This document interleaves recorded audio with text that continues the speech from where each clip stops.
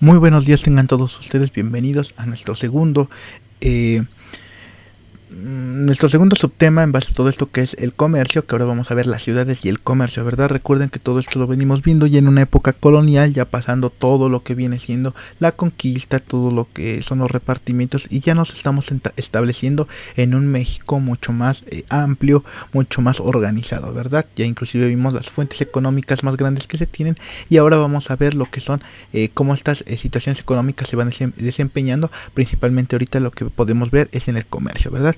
Es un tema un poco amplio, si lo podemos ir checando, si nos damos cuenta, pero al final de cuentas yo creo que esto lo vamos a dividir en dos clases para que también no estemos como que en una carga tan grande, ¿verdad? Sin embargo, antes de que empecemos les ruego que me hagan la actividad de la página 230 de su libro. Por favor, lo vuelvo a repetir, la página 230, que es observar el mapa y tener unas pequeñas preguntas que se van a ir haciendo de acuerdo a lo que vamos a ir viendo, y como preguntas diagnósticas para que más o menos vayamos entendiendo y vayamos aterrizando los temas, ¿verdad? Bien. Vamos a empezar acercándonos aquí para que podamos observarlo.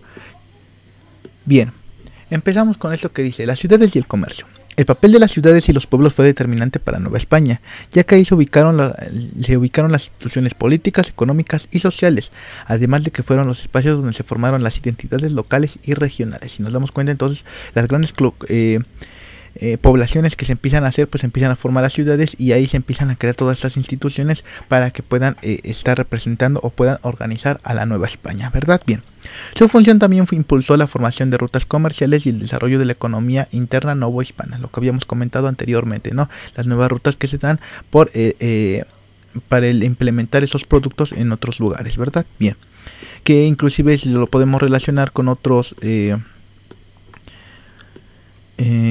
temas, pues inclusive ya lo habíamos visto con lo que viene siendo la agricultura, cómo llevaban las situaciones de los granos, ¿no? O la ganadería, ¿no? Que en unas partes los animales costaban más caros porque era más difícil de reproducirse, pero en otro lado no, etcétera, etcétera, ¿no?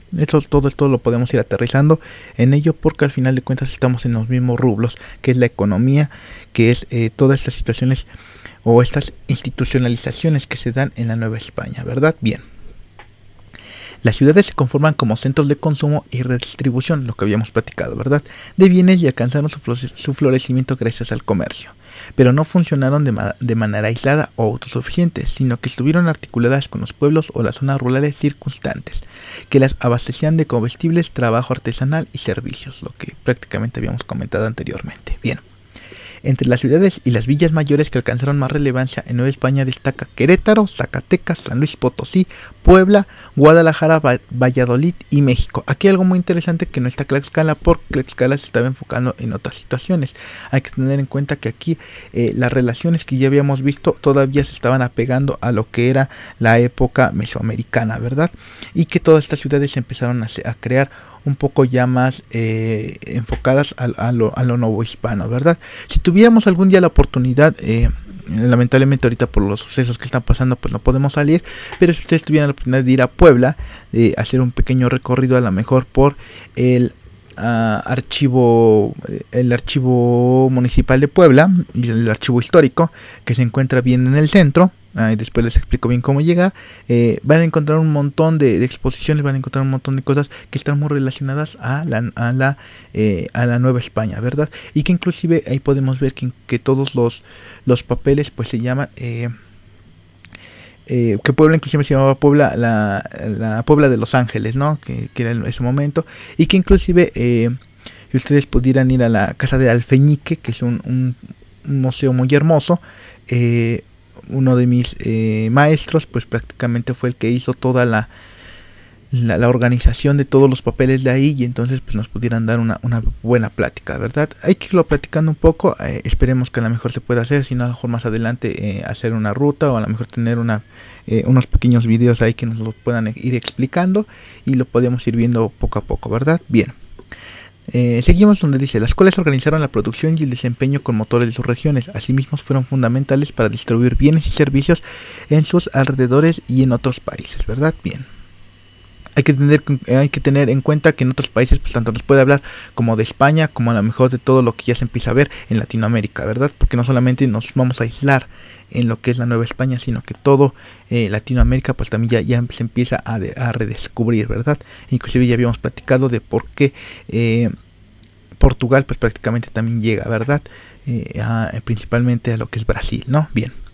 Estas ciudades fueron de acuerdo con la especialización productiva regional, es decir, como centros organizadores de las actividades agraria, ganadera y minera, lo que habíamos platicado de las tres grandes que existen, ¿verdad? O de las actividades artesanales, profesionales y comerciales. Si nos damos cuenta, esa es más o menos como que la pequeña introducción que nos viene dando. Me hacen entonces el actívate por favor de la página 230, lo vuelvo a repetir y seguimos con nuestro tema.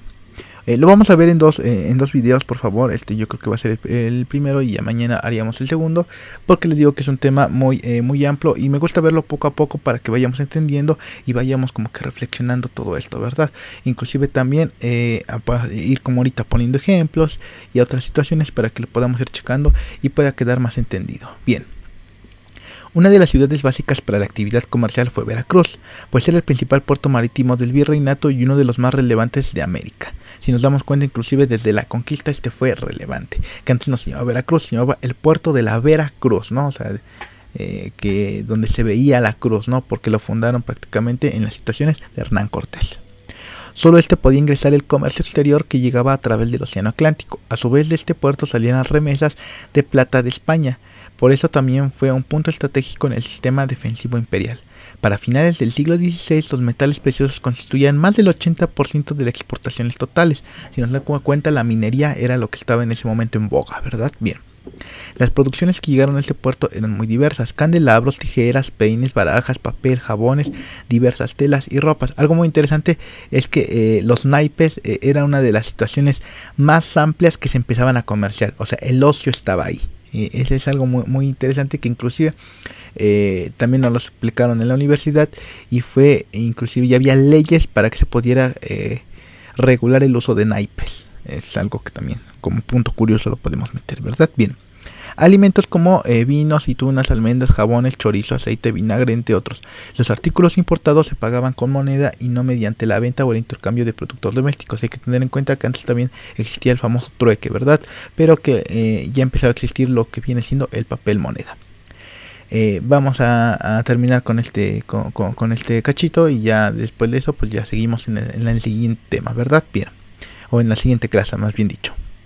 El puerto de Acapulco fue la puerta de entrada por el Océano Pacífico para mercancías provenientes de Asia y el sur de América. De Manila, capital en las Islas Filipinas, llegaban diversas mercancías como sedes, porcelanas, objetos artísticos y decorativos, muebles, losas, cera, especias como la pimienta, oro y clavos de origen asiático. A su vez, en Nueva España se exportaba el oriente: plomo, plata, oro en lingotes y en moneda, maíz, frijol, cacao y cochinilla, entre los demás productos. Si nos damos cuenta, se empieza a exportar demasiadas cosas en base a lo que habíamos visto, ¿verdad? Bien, yo creo que lo vamos a dejar aquí.